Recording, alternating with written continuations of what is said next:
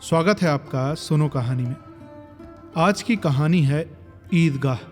इसके लेखक हैं श्री मुंशी प्रेमचंद जी। तो आइए सुनते हैं। रमजान के पूरे 30 रोजों के बाद ईद आई है। कितना मनोहर, कितना सुहावना प्रभात है। वृक्षों पर कुछ अजीब हरियाली है, खेतों में कुछ अजीब रौनक है, आसमान पर कुछ अजीब लालिमा है। आज का सूर्य देखो, कितना प्यारा, कितना शीतल है, मानो संसार को ईद की बधाई दे रहा है। गांव में कितनी हलचल है। ईदगाह जाने की तैयारियां हो रही हैं। किसी के कुर्ते में बटन नहीं है तो पड़ोस के घर सुई तागा लाने दौड़ा जा रहा है। किसी के जूते कड़े हुए हैं, उनमें तेल डालने के लिए तेली के घर भागा जाता है। जल्दी जल्दी बैलों को सानी पानी दे दें, ईदगाह से लौटते लौटते दोपहर हो जाएगी। 3 कोस का पैदल रास्ता, फिर सैकड़ों आदमियों से मिलना जुलना। दोपहर के पहले लौटना असंभव है। लड़के सबसे ज्यादा प्रसन्न हैं। किसी ने एक रोजा रखा है, वो भी दोपहर तक, तो किसी ने वो भी नहीं। लेकिन ईदगाह जाने की खुशी उनके हिस्से की चीज है। रोजे बड़े बूढ़ों के लिए होंगे, इनके लिए तो ईद है। रोज ईद का नाम रटते थे, आज आ गई। अब जल्दी पड़ी है कि लोग ईदगाह क्यों नहीं चलते। अब इन्हें गृहस्थी की चिंताओं से क्या प्रयोजन। सेवैयों के लिए दूध और शक्कर घर में है या नहीं, इनकी बला से। ये तो सेवैयां खाएंगे, सिर्फ सेवैयां। अब वे क्या जाने कि अब्बा जान क्यों बदहवास चौधरी कायम अली के घर दौड़े जा रहे हैं। उन्हें क्या खबर कि चौधरी आज आंखें बदल ले तो ये सारी ईद मुहर्रम हो जाए। उनकी अपनी जेबों में तो कुबेर का धन भरा हुआ है। बार बार जेब से अपना खजाना निकाल कर गिनते हैं और खुश होकर फिर रख लेते हैं। महमूद गिनता है, 1, 2, 10, 12। उसके पास 12 पैसे हैं। मोहसिन के पास 1, 2, 3, 8, 9, ये 15। हाँ, 15 पैसे हैं उसके पास।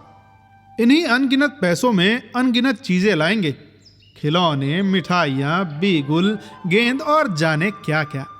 और सबसे ज्यादा प्रसन्न है हामिद, वो 4-5 साल का गरीब सूरत दुबला पतला लड़का जिसका बाप गत वर्ष हैजे की भेंट हो गया और मां न जाने क्यों पीली होती होती एक दिन मर गई। किसी को पता न चला क्या बीमारी है, कहती भी तो कौन सुनने वाला था। दिल पर जो बीतती थी वो दिल ही में सहती, और जब न सहा गया तो संसार से विदा हो गई। अब हामिद अपनी बूढ़ी दादी अमीना की गोद में सोता है और उतना ही प्रसन्न है। उसके अब्बा जान रुपए कमाने गए हैं, बहुत सी थैलियां लेकर आएंगे। अम्मी जान अल्लाह मियाँ के घर से उसके लिए बड़ी अच्छी अच्छी चीजें लाने गई हैं, इसलिए हामिद प्रसन्न है। आशा तो बड़ी चीज है, और फिर बच्चों की आशा, उनकी कल्पना तो राई का पर्वत बना लेती है। हामिद के पांव में जूते नहीं हैं, सिर पर एक पुरानी धुरानी टोपी जिसका गोटा काला पड़ गया है।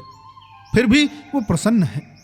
जब उसके अब्बा जान थैलियां और अम्मी जान नियामतें लेकर आएंगी तो वो दिल के अरमान निकाल लेगा। तब देखेगा महमूद, मोहसिन, नूरे और सम्मी कहां से उतने पैसे निकालेंगे। अभागिनी अमीना अपनी कोठरी में बैठी रो रही है। आज ईद का दिन और उसके घर में दाना नहीं। आज आबिद होता तो क्या इसी तरह ईद आती और चली जाती। इस अंधकार और निराशा में वो डूबी जा रही है। किसने बुलाया था इस निगोड़ी ईद को। इस घर में उसका काम नहीं। लेकिन हामिद, उसे किसी के मरने जीने से क्या मतलब। उसके अंदर प्रकाश है, बाहर आशा। विपत्ति अगर अपना सारा दल बल लेकर आए तो भी हामिद की आनंद भरी चितवन उसका विध्वंस कर देगी। हामिद भीतर जाकर दादी से कहता है, तुम डरना नहीं अम्मा, मैं सबसे पहले आऊंगा, बिल्कुल न डरना। अमीना का दिल कचोट रहा है। गांव के सभी बच्चे अपने अपने माँ बाप के साथ जा रहे हैं। हामिद का बाप अमीना के सिवा और कौन है। उसे कैसे अकेले मेले में जाने दे। उस भीड़ भाड़ में बच्चा कहीं खो जाए तो क्या हो। नहीं, अमीना उसे यौना जाने देगी। नन्ही सी जान 3 कोस चलेगा कैसे। पैर में छाले पड़ जाएंगे, जूते भी तो नहीं है। वो थोड़ी थोड़ी दूर पर उसे गोद ले लेगी, लेकिन फिर यहां सिवैयां कौन पकाएगा। पैसे होते तो लौटते लौटते सब सामग्री जमा करके चटपट बना लेती। यहां तो घंटे लग जाएंगे चीजें जमा करते करते। मांगे का ही तो भरोसा ठहरा। उस दिन फहीमन के कपड़े सिए थे, 8 आने पैसे मिले थे। उस अठन्नी को ईमान की तरह बचाती चली आती थी इसी ईद के लिए। लेकिन कल ग्वालन सिर पर सवार हो गई तो क्या करती? हामिद के लिए कुछ नहीं है तो 2 पैसे का दूध तो चाहिए ही। अब तो कुल 2 आने बच रहे हैं। 3 पैसे हामिद की जेब में, 5 अमीना के बटुए में। यही तो बिसात है और ईद का त्योहार। अल्लाह ही बेड़ा पार लगाए। धोबन, नाइन, मेहतरनी और चूड़ी हारिन सभी तो आएंगी। सभी को सेवैयां चाहिए और थोड़ी किसी को आंखें नहीं लगता। किस किस से मुंह चुराएगी और मुंह क्यों चुराए? साल भर का त्योहार है। जिंदगी खैरियत से रहे, उनकी तकदीर भी तो उन्हीं के साथ है। बच्चे को खुदा सलामत रखे। ये दिन भी कट जाएंगे। गांव से मेला चला। दूसरे बच्चों के साथ हामिद भी जा रहा था। कभी सबके सब दौड़कर आगे निकल जाते, फिर किसी पेड़ के नीचे खड़े होकर साथ वालों का इंतजार करते। ये लोग क्यों इतने धीरे चल रहे हैं? हामिद के पैरों में तो जैसे पर लग गए हैं। वो कभी थक सकता है क्या? शहर का छोर आ गया। सड़क के दोनों ओर अमीरों के बगीचे हैं। पक्की 4 दीवारी बनी हुई है। पेड़ों में आम और लीचियां लगी हुई हैं। कभी कभी कोई लड़का कंकड़ उठाकर आम पर निशाना लगाता है। माली अंदर से गाली देता हुआ निकलता है। लड़के वहां से 1 फरलांग पर हैं, खूब हंस रहे हैं। माली को कैसा उल्लू बनाया है। बड़ी बड़ी इमारतें आने लगी हैं। ये अदालत है, ये कॉलेज है, ये क्लब घर है। इतने बड़े कॉलेज में कितने लड़के पढ़ते होंगे? सब लड़के नहीं हैं जी, बड़े बड़े आदमी हैं। सच, उनकी बड़ी बड़ी मूछें हैं। इतने बड़े हो गए हैं और अब तक पढ़ने जाते हैं। न जाने कब तक पढ़ेंगे और क्या करेंगे इतना पढ़कर। हामिद के मदरसे में 2-3 बड़े बड़े लड़के हैं, बिल्कुल 3 कौड़ी के। रोज मार खाते हैं, काम से जी चुराने वाले हैं। इस जगह भी उसी तरह के लोग होंगे और क्या। क्लब घर में जादू होता है। सुना है यहां मुर्दे की खोपड़ियां दौड़ती हैं और बड़े बड़े तमाशे होते हैं, पर किसी को अंदर नहीं जाने देते। और यहां शाम को साहब लोग खेलते हैं, बड़े बड़े आदमी खेलते हैं, मूंछो दाढ़ी वाले, और मेमे भी खेलती हैं। सच, हमारी अम्मा को वो दे दें, क्या नाम है, बैट, तो वो तो उसे पकड़ ही न सके, घुमाते ही कहीं लुढ़क न जाए। महमूद ने कहा। हमारी अम्मी जान का तो हाथ कांपने लगे, अल्लाह कसम। मोहसिन बोला, चला, मनो आटा पीस डालती है, जरा सा बैट पकड़ लेगी तो हाथ कांपने लगेंगे। सैकड़ों घड़े पानी रोज निकालती है, 5 घड़े तो मेरी भैंस ही पी जाती है। किसी मेम को 1 घड़ा पानी भरना पड़े तो आंखें तले अंधेरा आ जाए। लेकिन दौड़ती तो नहीं ना, उछल कूद तो नहीं कर सकती।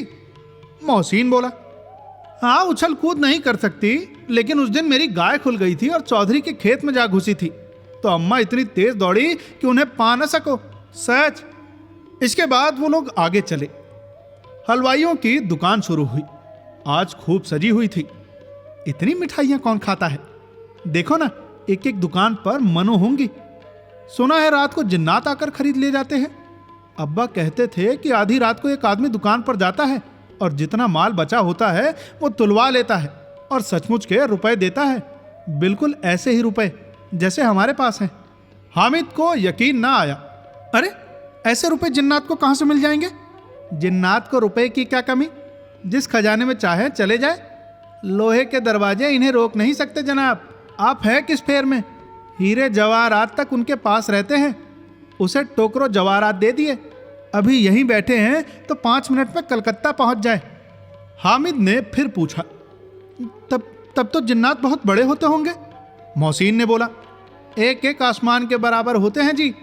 जमीन पर खड़ा हो जाए तो उसका सिर आसमान से जा लगे, मगर चाहे तो एक लोटे में घुस जाए।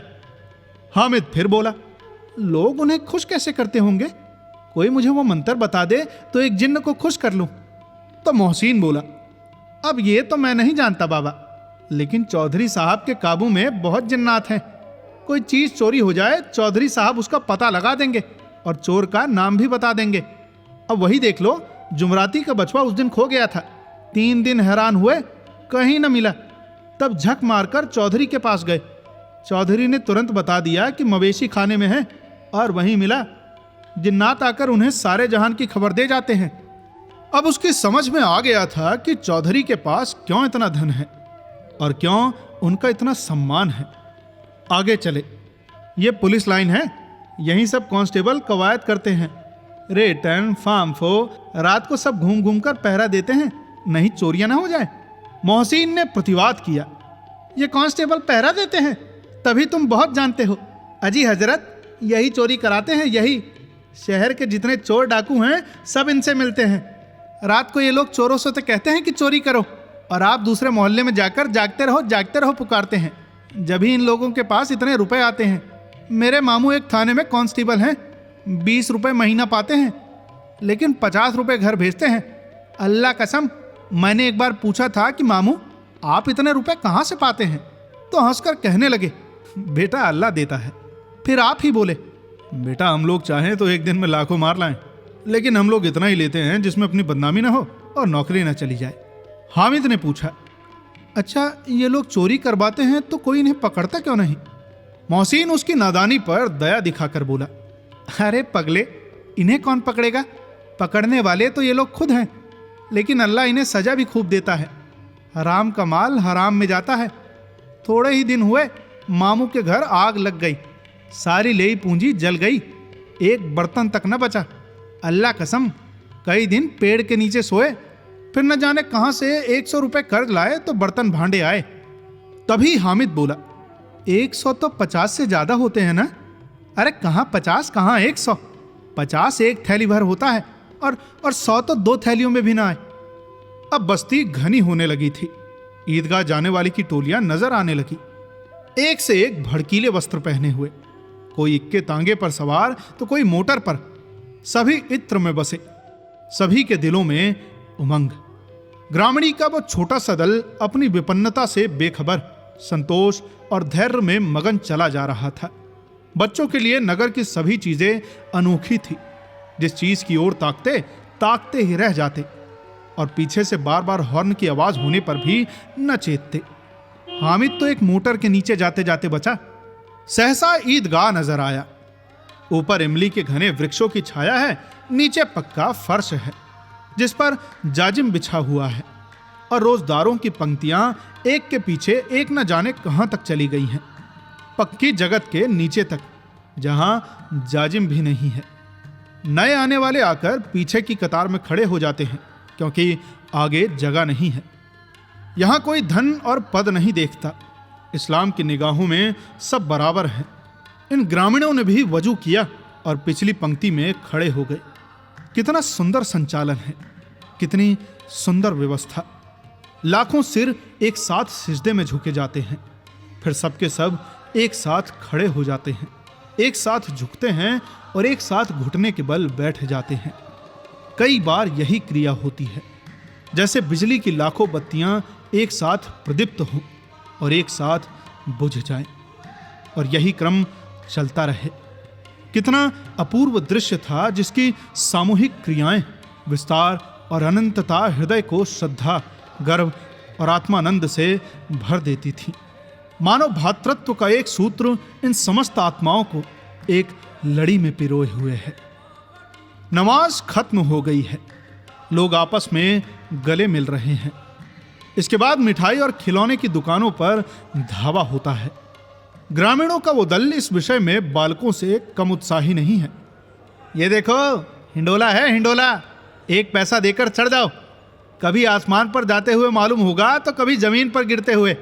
यहाँ चरखी है, लकड़ी के हाथी, घोड़े, ऊंट घड़ों से लटके हुए हैं।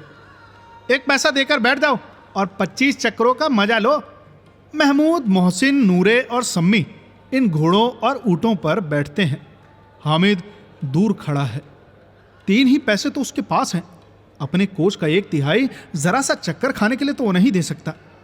सब चरखियों से उतरे हैं, अब खिलौने लेंगे। इधर दुकानों की कतार लगी हुई है। तरह तरह के खिलौने हैं, सिपाही, गुजरिया, राजा और वकील, बिस्ती और धोबिन और साधु। वाह, कितने सुंदर खिलौने हैं। अब बोला ही चाहते हैं। अहमद सिपाही लेता है, खाकी वर्दी और लाल पगड़ी वाला, कंधे पर बंदूक रखे हुए। मालूम होता है कि अभी कवायद किए चला आ रहा है। मोहसिन को भिश्ती पसंद आया, कमर झुकी हुई, ऊपर मशक रखे हुए। मशक का मुंह एक हाथ से पकड़े हुए है। कितना प्रसन्न है, शायद कोई गीत गा रहा है। बस मशक से पानी उंडेला ही चाहता है। नूरे को वकील से प्रेम है। कैसी विद्वता है उसके मुख पर, काला चेगा, नीचे सफेद अचकन के सामने की जेब में घड़ी, सुनहरी जंजीर, एक हाथ में कानून का पोथा लिए हुए है। मालूम होता है कि अभी किसी अदालत में जिरे या बहस किए चला आ रहा है। ये सब 2-2 पैसों के खिलौने हैं। हामिद के पास कुल 3 पैसे हैं। इतने महंगे खिलौने वो कैसे ले? खिलौना कहीं हाथ से टूट पड़े तो चूर चूर हो जाए, जरा पानी पड़े तो सारा रंग धुल जाए। ऐसे खिलौने लेकर वो क्या करेगा? उसके किस काम के? तभी मोहसिन कहता है, मेरा भिश्ती रोज पानी दे जाएगा सांझ सवेरे। तो महमूद कहता है, और मेरा सिपाही घर का पहरा देगा, कोई चोर आएगा तो फौरन बंदूक से फेर कर देगा। नूरे कहता है, और मेरा वकील खूब मुकदमा लड़ेगा। सम्मी बोलता है तभी, और मेरी धोबिन रोज कपड़े धोएगी। तभी हामिद खिलौनों की निंदा करता है, मिट्टी ही के तो हैं भैया, गिरे तो चकनाचूर हो जाएं। लेकिन ललचाई हुई आंखों से खिलौनों को देख रहा है और चाहता है कि जरा देर के लिए उन्हें हाथ में ले। उसके हाथ अनायास ही लपकते हैं, लेकिन लड़के इतने त्यागी नहीं होते, विशेषकर जब अभी नया शौक हो। हामिद ललचाता रह जाता है। खिलौनों के बाद मिठाइयाँ आती हैं। किसी ने रेवड़ियाँ ली हैं, किसी ने गुलाब जामुन, तो किसी ने सोहन हलवा।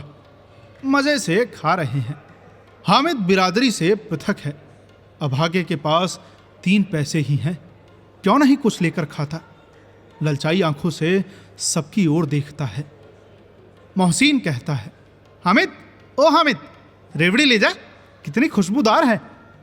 हामिद को संदेह हुआ ये केवल क्रूर विनोद है। मोहसिन इतना उदार नहीं है, लेकिन ये जानकर भी उसके पास जाता है। मोहसिन दोनों में से एक रेवड़ी निकालकर हामिद की ओर बढ़ाता है। हामिद हाथ फैलाता है। तभी मोहसिन रेवड़ी अपने मुंह में रख लेता है। महमूद, नूरे और सम्मी खूब तालियां बजा बजा कर हंसते हैं। हामिद खिसिया जाता है।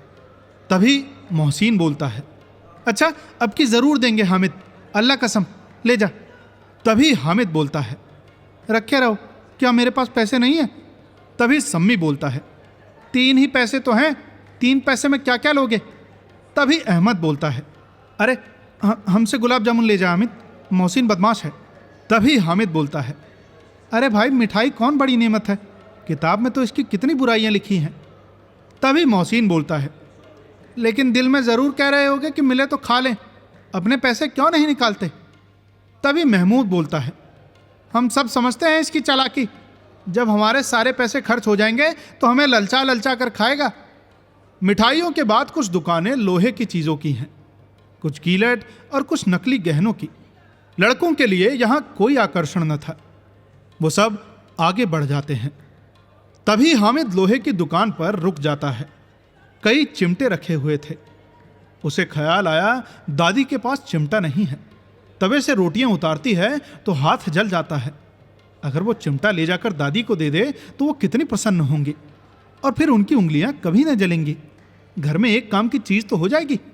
अब खिलौने से क्या फ़ायदा, व्यर्थ में पैसे खराब होते हैं। ज़रा देर ही तो खुशी होती है, फिर तो खिलौने को कोई आंख उठाकर नहीं देखता। ये तो घर पहुंचते पहुंचते टूट फूट कर बराबर हो जाएंगे। चिमटा कितने काम की चीज़ है। रोटियां तवे से उतार लो, चूल्हे में सेक लो, कोई आग मांगने आए तो चटपट चूल्हे से आग निकाल कर उसे दे दो। अब अम्मा बेचारी को कहाँ फुर्सत है कि बाजार आए, और फिर इतने पैसे ही कहाँ मिलते हैं, रोज़ हाथ जला लेती है। हामिद के साथी आगे बढ़ गए हैं। छबील पर सबके सब शरबत पी रहे हैं। देखो सब कितने लालची हैं। इतनी मिठाइयाँ ली, मुझे किसी ने एक भी न दी। उस पर कहते हैं मेरे साथ खेलो, मेरा ये काम करो। अब अगर किसी ने कोई काम करने को कहा तो पूछूंगा, खाए मिठाइयाँ? आप मुँह सड़ेगा, फोड़े फुंसियाँ निकलेंगी, आप ही जवान चटोरी हो जाएगी। तब घर से पैसे चुराएंगे और मार खाएंगे। किताब में झूठी बातें थोड़ी ही लिखी हैं, मेरी जवान क्यों खराब होगी? अम्मा चिमटा देखते ही दौड़कर मेरे हाथ से ले लेगी और कहेगी, मेरा बच्चा अम्मा के लिए चिमटा लाया है। हजारों दुआएं देगी, फिर पड़ोस की औरतों को दिखाएगी। सारे गांव में चर्चा होने लगेगी कि हामिद चिमटा लाया है, कितना अच्छा लड़का है। इन लोगों के खिलौने पर कौन इन्हें दुआएं देगा? बड़ों की दुआएं सीधे अल्लाह के दरबार में पहुंचती है और तुरंत सुनी जाती है। मेरे पास पैसे नहीं हैं। तभी तो मोहसिन और महमूद यौम मिजाज दिखाते हैं। मैं भी इनसे मिजाज दिखाऊंगा। खेले खिलौने और खाए मिठाइयाँ। मैं नहीं खेलता खिलौने। किसी का मिजाज क्यों सहूँ? मैं गरीब सही, पर किसी से कुछ मांगने तो नहीं जाता। आखिर अब्बा जान कभी ना कभी तो आएंगे ही। अम्मी भी आएंगी। फिर इन लोगों से पूछूंगा कितने खिलौने लोगे। एक एक को टोकरियों खिलौने दूं और दिखा दूं कि दोस्तों के साथ इस तरह सुलूक किया जाता है। ये नहीं कि 1 पैसे की रिवड़ियाँ ली तो चिढ़ा चिढ़ा कर खाने लगे। सबके सब हंसेंगे कि हामिद ने चिमटा लिया है। हंसे मेरी बला से। तभी उसने दुकानदार से पूछा, ये चिमटा कितने का है? दुकानदार ने उसकी ओर देखा और कोई आदमी साथ न देखकर कहा, अरे बच्चे, ये तुम्हारे काम का नहीं है। अरे बिकाऊ है कि नहीं? बिकाऊ क्यों नहीं है? और यहाँ क्यों लाद लाए हैं? तो बताते क्यों नहीं? क्या पैसे का है? 6 पैसे लगेंगे। हामिद का दिल बैठ गया। ठीक ठीक बताओ। ठीक 5 पैसे लगेंगे। लेना हो तो लो, नहीं तो चलते बनो। तभी हामिद ने कलेजा मजबूत करके कहा, 3 पैसे लोगे? ये कहता हुआ वो आगे बढ़ गया, लेकिन दुकानदार ने घुड़कियां नहीं दी। बुलाकर चिमटा दे दिया। हामिद ने उसे इस तरह कंधे पर रखा मानो बंदूक है और शान से अकड़ता हुआ संगियों के पास आया। जरा सुने सब क्या क्या आलोचनाएं करते हैं। मोहसिन ने हंसकर कहा, अरे चिमटा क्यों लाए पगले? इससे क्या करेगा? हामिद ने चिमटे को पटक कर कहा, जरा अपनी भिजती जमीन पर गिरा दो, सारी पसलियां चूर चूर हो जाएंगी बच्चों की। तभी महमूद बोला, यह चिमटी है, कोई खिलौना है? तभी हामिद बोला, खिलौना क्यों नहीं है?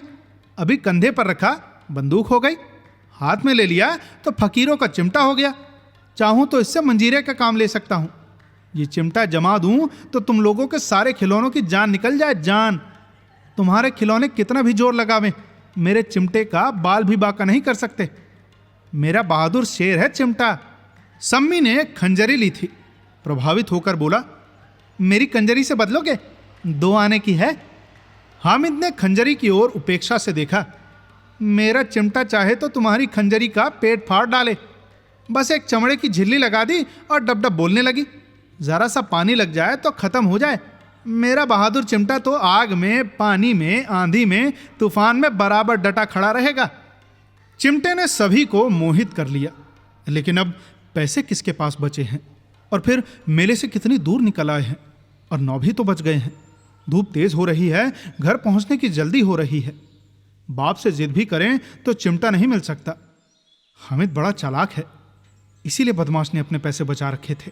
अब बालकों के 2 दल हो गए थे। मोहसिन, महमूद, सम्मी और नूरे एक तरफ हैं, वहीं हामिद अकेला दूसरी तरफ। शास्त्रार्थ हो रहा है। सम्मी तो विधर्मी हो गया, दूसरे पक्ष से जा मिला। लेकिन मोहसिन, महमूद और नूरे भी हामिद से 1-2 साल बड़े होने पर भी हामिद के आघातों से आतंकित हो उठे। उसके पास न्याय का बल है और नीति की शक्ति। एक और मिट्टी है, दूसरी ओर लोहा, जो इस वक्त अपने को फौलाद कह रहा है। वो अजय है, घातक है। अगर कोई शेर आ जाए तो मियाँ भिश्ती के छक्के छूट जाएं। मियाँ सिपाही मिट्टी की बंदूक छोड़कर भागे। वकील साहब की नानी मर जाए, नानी चोगे में मुंह छिपाकर जमीन में लेट जाएं। मगर ये चिमटा, ये बहादुर रुस्तम हिंद लपट कर शेर की गर्दन पर सवार हो जाएगा और उसकी आंखें निकाल लेगा। तभी मोहसिन ने एड़ी चोटी का जोर लगाकर कहा, अच्छा पानी तो नहीं भर सकता? हामिद ने चिमटे को सीधा खड़ा करके कहा, भिश्ती को एक डांट बताएगा तो वो दौड़ा हुआ पानी लाकर उसके द्वार पर छिड़कने लगेगा। मोहसिन परास्त हो गया, पर महमूद ने खुमक पहुंचाई, अगर बच्चा पकड़ जाए तो अदालत में बंधे बंधे फिरेंगे, तब तो वकील साहब के ही पैर पड़ेंगे ना। हामिद इस प्रबल तर्क का जवाब न दे सका। उसने पूछा, हमें पकड़ने कौन आएगा? नूरे ने अकड़ कर कहा, यह सिपाही बंदूक वाला। हामिद ने मुंह चिढ़ाकर कहा, ये बेचारे हम बहादुर रुस्तम हिंद को पकड़ेंगे? अच्छा लाओ, अभी जरा कुश्ती हो जाए, इनकी सूरत देखकर दूर से भागेंगे, पकड़ेंगे क्या बेचारे। मोहसिन को एक नई चोट सूझ गई। तुम्हारे चिमटे का मुंह रोज आग में जलेगा, रोज। उसने समझा था कि हामिद लाजवाब हो जाएगा, लेकिन यह बात न हुई। हामिद ने तुरंत जवाब दिया, आग में बहादुर ही कूदते हैं। जनाब, तुम्हारे ये वकील, सिपाही और भिश्ती लीडिया की तरफ घर में घुस जाएंगे। आग में कूदना वो काम है जो रुस्तम हिंद ही कर सकता है। महमूद ने एक जोर और लगाया। वकील साहब कुर्सी मेज पर बैठेंगे, तुम्हारा चिमटा तो बावर्ची खाने में पड़ा रहेगा। इस तर्क ने सम्मी और नूरे को भी सजीव कर दिया। कितने ठिकाने की बात कही है पट्टे ने। चिमटा बावर्ची खाने में पड़े रहने के सिवा और कर ही क्या सकता है। जब हामिद को कोई फड़कता हुआ जवाब न सूझा तो उसने धांधली शुरू की। अरे मेरा चिमटा बावर्ची खाने में नहीं रहेगा। वकील साहब कुर्सी पर बैठेंगे तो जाकर उन्हें जमीन पर पटक देगा और उनका कानून उनके पेट में डाल देगा। बात कुछ बनी नहीं, खासी गाली गलौज, लेकिन थी कानून को पेट में डालने की। सो छा गई, और ऐसी छा गई कि तीनों सुरमा मुंह ताकते रह गए, मानो कोई देलचा कनकौआ किसी गुंडे वाले कनकोइये को काट गया हो। कानून मुंह से बाहर निकालने वाली चीज है, उसको पेट के अंदर डाल दिए जाए बेतुकी सी बात होने पर भी कुछ नयापन रखती है। हामिद ने मैदान मार लिया। उसका चिमटा रुस्तम हिंद है। अब इसमें मोहसिन, महमूद, जूरे, सम्मी किसी को आपत्ति नहीं हो सकती। विजेता को हारने वाले से जो सत्कार मिलना स्वाभाविक है वो हामिद को भी मिला। औरों ने 3-3, 4-4 आने पैसे खर्च किए पर कोई काम की चीज न ले सके। हामिद ने 3 पैसे में रंग जमा लिया। सच ही तो है, खिलौने का क्या भरोसा, टूट फूट जाएंगे। हामिद का चिमटा बना रहेगा बरसों। संधि की शर्तें तय होने लगी। मोहसिन ने कहा, अच्छा जरा अपने चिमटा तो दे, हम भी तो देखें। तू बेशक से हमारा भिश्ती लेकर देख ले। महमूद और नूरे ने भी अपने अपने खिलौने पेश किए। हामिद को इन शर्तों के मानने में कोई आपत्ति न थी। चिमटा बारी बारी से सबके हाथ में गया और उनके खिलौने बारी बारी से हामिद के हाथ में आए। कितने खूबसूरत खिलौने हैं। हामिद ने हारने वालों के आंसू पोंछे। मैं तुम्हें चिढ़ा रहा था, सच। अब ये लोहे का चिमटा भला इन खिलौनों की क्या बराबरी करेगा। मालूम होता है कि अभी बस बोल देंगे। लेकिन मोहसिन की पार्टी को इस दिलासे से संतोष नहीं होता। चिमटे का सिक्का खूब बैठ गया है। चिपका हुआ टिकट अब पानी से नहीं छूट रहा। मोहसिन बोला, लेकिन इन खिलौनों के लिए कोई हमें दुआ तो न देगा। तभी महमूद बोला, दुआ को लिए फिरते हो, उल्टे मार न पड़े। अम्मा जरूर कहेंगे कि मेले में यही मिट्टी के खिलौने तुम्हें मिले। हामिद को स्वीकार करना पड़ेगा कि खिलौने को देखकर किसी की मां इतना खुश न होगी जितनी दादी चिमटे को देखकर होगी। 3 पैसों ही में तो सब कुछ करना था और उन पैसों के इस उपयोग पर पछतावे की बिल्कुल जरूरत न थी। फिर अब तो चिमटा रुस्तम हिंद है और सभी खिलौनों का बादशाह। रास्ते में महमूद को भूख लगी। उसके बाप ने केले खाने को दिए। महमूद ने केवल हामिद को साजी बनाया। उसके अन्य मित्र मुंह ताकते रह गए। ये उस चिमटे का प्रसाद था। 11 बजे सारे गांव में हलचल मच गई। मेले वाले आ गए। मोहसिन की छोटी बहन ने दौड़कर भिश्ती उसके हाथ से छीन लिया और मारे खुशी के जो उछली तो मियां भिश्ती नीचे आ रहे और बेचारे सुरलोक से धारे। इस पर भाई बहन में मारपीट हुई। दोनों खूब रोए। उनकी अम्मा ये शोर सुनकर बिगड़ी और दोनों को ऊपर से 2-2 चांटे और लगाए। मियां नूरे के वकील का अंत उसके प्रतिष्ठानुकूल इससे ज्यादा गौरवमय हुआ। वकील जमीन पर या ताक पर तो नहीं बैठ सकता, उसकी मर्यादा का विचार तो करना ही होगा। दीवार में 2 खूंटियां गाड़ी हैं, उन पर लकड़ी का एक पटरा रखा गया है। पटरे पर कागज का कालीन बिछाया गया है। वकील साहब राजा भोज की भांति सिंहासन पर विराजे। नूरे ने उन्हें पंखा झलना शुरू किया। अदालतों में खस की टट्टियां और बिजली के पंखे रहते हैं, क्या ये मामूली पंखा भी ना हो? कानून की गर्मी दिमाग पर चढ़ नहीं जाएगी क्या? बांस का पंखा आया और नूरे हवा करने लगा। अब मालूम नहीं पंखे की हवा से या पंखे की चोट से वकील साहब स्वर्गलोक से मृत्युलोक में आ रहे और उनका माटी का चोला माटी में मिल गया। बड़े जोर से मातम हुआ और वकील साहब की अस्थि धूरे पर डाल दी गई। अब रहा महमूद का सिपाही। उसे चटपट गांव का पहरा देने का चार्ज मिल गया। लेकिन पुलिस का सिपाही कोई साधारण व्यक्ति तो था नहीं जो अपने पैरों चले। वो पालकी पर चलेगा। एक टोकरी आई, उसे कुछ लाल रंग के फटे पुराने चिथड़े बिछाए गए जिससे सिपाही साहब आराम से लेटे। नूरे ने टोकरी उठाई और अपने द्वार पर चक्कर लगाने लगा। उनके दोनों छोटे भाई सिपाही की तरफ से सोने वाले जागते रहो पुकारते रहे, मगर रात तो अंधेरी होनी ही चाहिए। महमूद को ठोकर लग जाती है, टोकरी उसके हाथ से छूटकर गिर पड़ती है और मियां सिपाही अपनी बंदूक लिए जमीन पर आ जाते हैं और उनकी एक टांग में विकार आ जाता है। महमूद को आज ज्ञात हुआ कि वो अच्छा डॉक्टर है। उसको ऐसा मरहम मिल गया है जिससे वो टूटी टांग को आनन फानन जोड़ सकता है। केवल गूलर का दूध चाहिए। गूलर का दूध आता है, टांग जोड़ दी जाती है, लेकिन सिपाही को ज्यों ही खड़ा किया जाता है टांग जवाब दे देती है। शल्य क्रिया असफल हुई, तब उसकी दूसरी टांग भी तोड़ दी जाती है। अब कम से कम एक जगह आराम से बैठ तो सकता है। एक टांग से न तो चल सकता है न बैठ सकता था। अब वो सिपाही सन्यासी हो गया है, अपनी जगह पर बैठा बैठा पहरा देता है, कभी देवता भी बन जाता है। उसके सिर पर झालरदार साफा खुरच दिया गया है। अब उसका जितना रूपांतर चाहो कर सकते हो। कभी कभी तो उसके बाट का काम भी लिया जाता है। अब मियां हामिद का हाल सुनिए। अमीना उसकी आवाज सुनते ही दौड़ी और उसे गोद में उठाकर प्यार करने लगी। सहसा उसके हाथ में चिमटी देखकर वो चौंकी। ये चिमटी कहाँ था रे? मैंने मोल लिया है। क्या पैसे में? 3 पैसे दिए। अमीना ने छाती पीट ली। ये कैसा बेसमझ लड़का है कि दोपहर हुआ कुछ ना खाया पिया, लाया क्या ये चिमटा? अरे सारे मेले में तुझे कोई और चीज न मिली जो लोहे का चिमटा उठा लाया? हामिद ने अपराधी भाव से कहा, तुम्हारी उंगलियां तवे से जल जाती थी ना, इसलिए मैंने इसे लिया। बुढ़िया का क्रोध तुरंत स्नेह में बदल गया, और स्नेह भी वो नहीं जो प्रगल्भ होता है और अपनी सारी कसक शब्दों में बिखेर देता है। ये मूक स्नेह था, खूब ठोस रस और स्वाद से भरा हुआ। बच्चे में कितना त्याग, कितना सद्भाव और कितना विवेक है। दूसरों को खिलौना लेते और मिठाई खाते देखकर इसका मन कितना ललचाया होगा। इतना जब्त इससे हुआ कैसे? वहां भी इसे अपनी बुढ़िया दादी की याद बनी रही। अमीना का मन गदगद हो गया।